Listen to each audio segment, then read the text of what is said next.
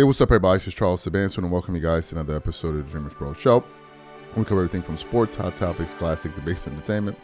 We give you guys a fresh perspective on things and how we see them. Well, folks, we are currently here. First of all, happy Independence Day to everyone out there. Which one of y'all would have invited me to one of y'all barbecues? But I know some of y'all are greedy as hell, so y'all want to keep all the barbecue and all the good stuff to yourself. No, I'm just playing. But happy 4th of July to you guys. And it's a wonderful day. People outside enjoying themselves. But one person and one group of people actually that are not enjoying themselves right now are LeBron fans. LeBron fans are not enjoying this 4th of July. They already had jars of honey laid out. They were planning to go outside in their bikinis on this hot summer day and just sit up there and lather themselves, rub honey all over each other's ankles, and just torque it up. Jump in the pool, jump back out, rub some more honey, jump back in the pool, shake it up, right? And why are they having a bad time? Because right now, their king, their Pookie Bear, as they like to refer to him, LeBron James, is currently still a free agent. For goodness sake, even Andre Drummond just got signed. But LeBron's is still out there floating in the ether, right? And one person seems to know why. And this person that I'm talking about is Ric Bucher. As you guys know, he has a really great podcast. The name of the channel is called, again, let me just give him a shout out. It's called United We Cast. Great show, a great podcast. And they published the show yesterday. It says, the truth behind Jaylen Brown's exit, Lakers race controversy, and why LeBron has only one real option. It's about a 25-minute show. So I tuned in to hear what he had to say about the Jaylen Brown situation and all of that. Then we got to the point where he was addressing the LeBron situation, the elephant in the room. And Ric Bucher basically said that LeBron's time has run out. He no longer has the leverage that he used to. And it may be time for him to bow out. And it's something that he believes is a shell shock, not only to LeBron, but also his inner circle and his fan base. And I think he explained it, quite frankly, beautifully. But before we even get into what Ric Bucher had to say, today's video is brought to you by our sponsor, Prize Picks. It's a scorching sports summer, and you can make all your picks on Prize Picks. Women's basketball and baseball are heating up, and with big tennis slams and major golf tournaments on the horizon, you can make your picks for all these events and more all summer long on Prize Picks, America's #1 sports pick app. I think I'm going to get into soccer this summer with Prize Picks. They're offering everything from group stage winners to goals scored, and I'm excited to watch the big stars from countries like Argentina, Brazil, France, and the US and win money while doing it. What's cool is that I can stack game winners from soccer, NBA, women's basketball, and baseball on top of my player picks for even bigger payouts. And Prize Picks is available in all 50 states, including California, Texas, Georgia, and Florida.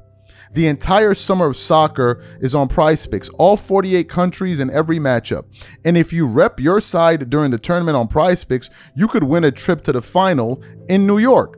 It's the biggest tournament ever, which means there's even more opportunities to cash in while you root for your favorite national sides and global soccer stars.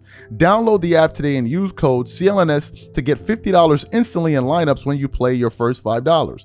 Download the app today and use code CLNS to get $50 instantly in lineups when you play your first $5. Prize Picks, a preferred partner of the NBA. All right, perfect. So what we want to do is want to play what Rick had to say here, take a listen to it, and I'm going to come back and react to his comments. All right, before I go, I do want to touch on the LeBron James situation because I've been wondering how this was going to play out ever since the Lakers acquired Luka Doncic and it became clear that they were ready to move on without LeBron unless he was willing to swallow a huge slice of humble pie along with a massive pay cut to stay in a Lakers uniform. How does someone who has had the incredible career that LeBron has had make an exit that befits who he has been all these years? Graceful exits, after all, have not been his thing.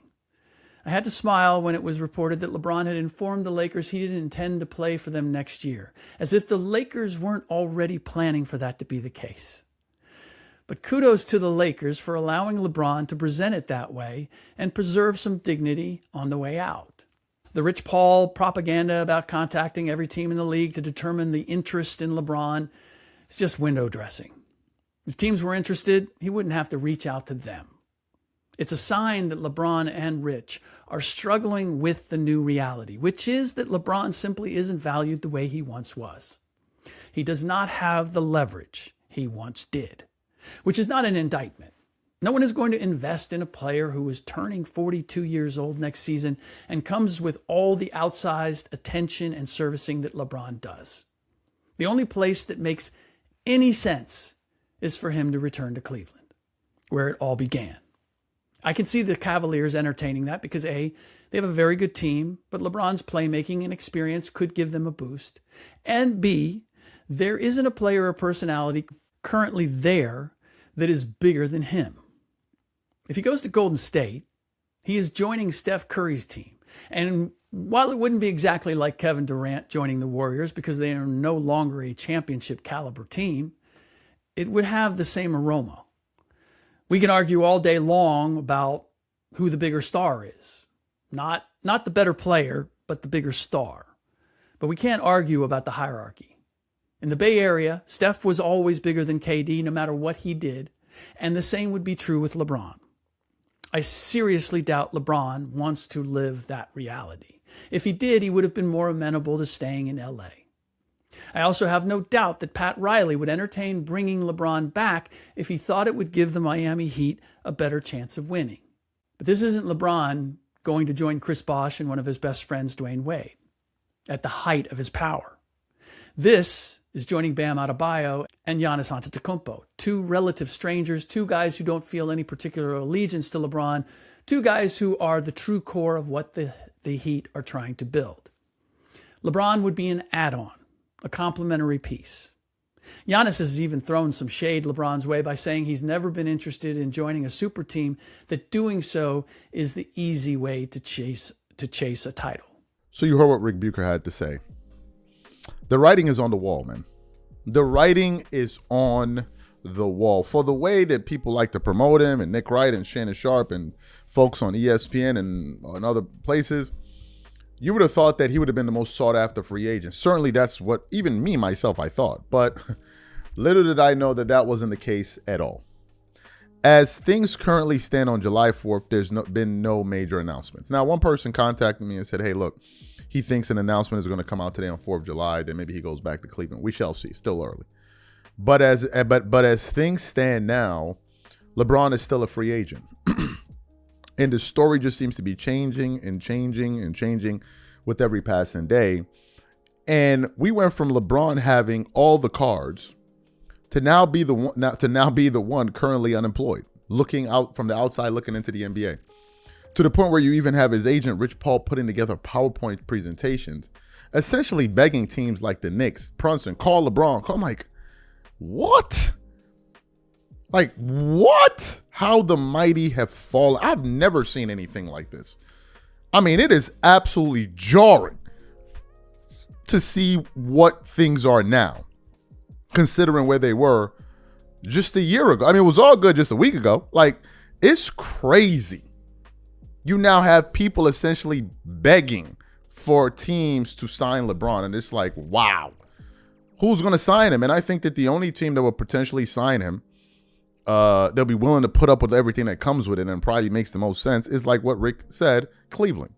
Because you go to Golden State, that's Curry's team. It's a different thing. So I think Ric Bucher pretty much summarized it, that the league has moved on, man. The league has moved on.